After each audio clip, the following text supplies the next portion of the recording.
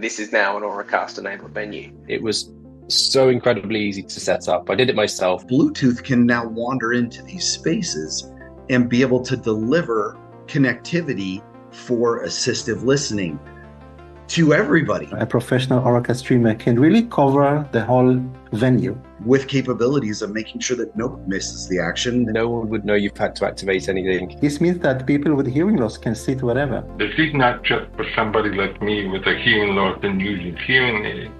It's about clarity. Better sound quality, better enjoyment of music, and a higher fidelity. It's going to unlock a tremendous improvement in how people experience where they're going. Bring better hearing to more people in more environments than was ever possible. Industry is moving forward. We're seeing it already being deployed in TVs for personal use. It can be installed in any public venue. And it can all be delivered to something that everybody's walking in to the venue with. Everyone in this room, we could all be rocking out to the same songs at the same time. The sound quality that was going out over Auracast was so incredible that I just basically said, the heck with it, I'm just going to listen over my hearing aids.